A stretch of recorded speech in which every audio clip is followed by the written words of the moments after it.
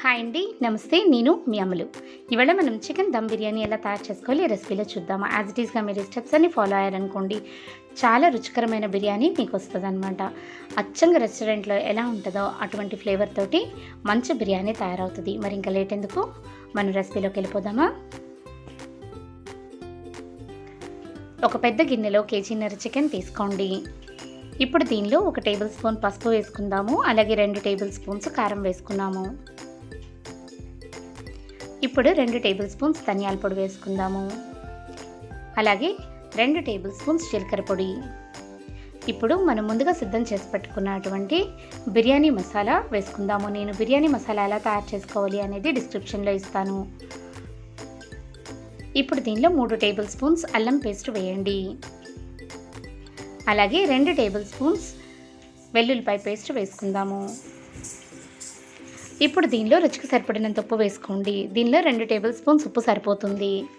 ఇప్పుడు 2 టమాటాలు చిన్న చిన్న ముక్కలుగా కట్ చేసుకున్నవి వేసుకోండి. అలాగే గుప్పెడు కొత్తిమీర ఆకులు, అలాగే గుప్పెడు పుదీనా ఆకులు వేసుకుందాము. ఇప్పుడు దీనిలో 2 నిమ్మకాయలు పిండుకొని 3 టేబుల్ స్పూన్స్ నిమ్మరసం వేసుకుందాము. అలాగే ఒక 400 నుంచి 500 గ్రాములు పెరుగు వేసుకుందాము. ఇప్పుడు బాగా కలియపట్టండి దీన్ని.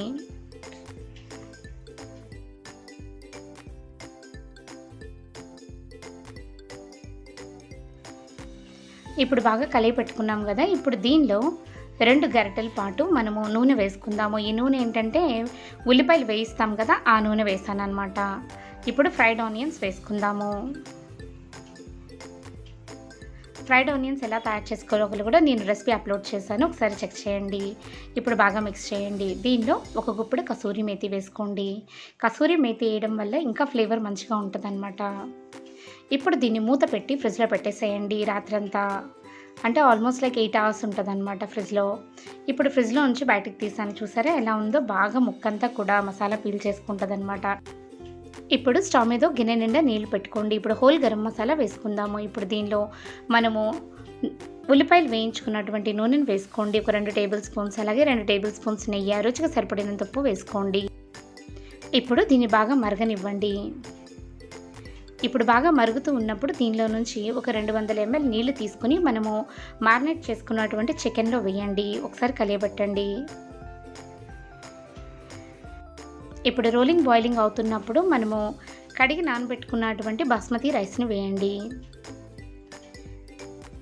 ఇప్పుడు ఎక్కువసార్లు తిప్పకండి, కొంచెం లైట్గా తిప్పండి. ఇప్పుడు ఆ మసాలా దినుసులన్నీ తీసి పక్కన పెట్టుకుందాము. ఇప్పుడు 5 మినిట్స్ అయ్యాక, అంటే ఆల్మోస్ట్ లైక్ 20% ఉడికిన దాన్ని తీసి ఇప్పుడు ఒక లేయర్ కింద వేసుకుందాము. ఫస్ట్ లేయర్ ఆఫ్ రైస్ అనమాట, 20% ఉడుకుతుంది. ఇప్పుడు సెకండ్ లేయర్ ఒక 40% కానీ 30% కానీ ఉడికింది వేయండి. తర్వాత 70% ఉడికినటువంటి రైస్ని వేయండి ఇప్పుడు పైన లేయర్లో. ఇప్పుడు దీని మీద 2 టేబుల్ స్పూన్స్ నెయ్యి వేసుకుందాము.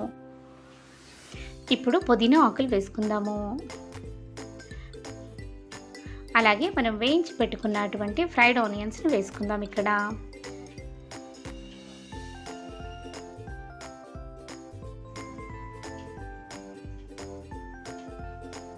ఇక్కడ మనం రెడ్ ఫుడ్ కలర్ వేసుకుంటున్నాం ముందుగా.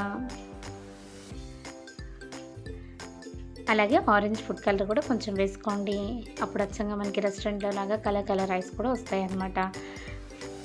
ఇప్పుడు మనము 2 టేబుల్ స్పూన్స్ మనము ఆనియన్స్ ఫ్రై చేసుకున్నటువంటి ఆయిల్ని వేయండి. ఇప్పుడు మనము రైస్ ఉడకపెట్టుకున్నటువంటి నీళ్ళు ఉన్నాయి కదా, ఇవి 200 ml పోసుకొని రైస్ని ఇప్పుడు దమ్కి పెట్టేసేయండి. 7 నిమిషాల పాటు మీడియం ఫ్లేమ్లో పెట్టి ఉడికించండి దీన్ని. ఒక 7 నుంచి 8 నిమిషాలు ఉడికిన తర్వాత దీన్ని 30 నిమిషాల పాటు సిమ్లో పెట్టి ఉడికించండి.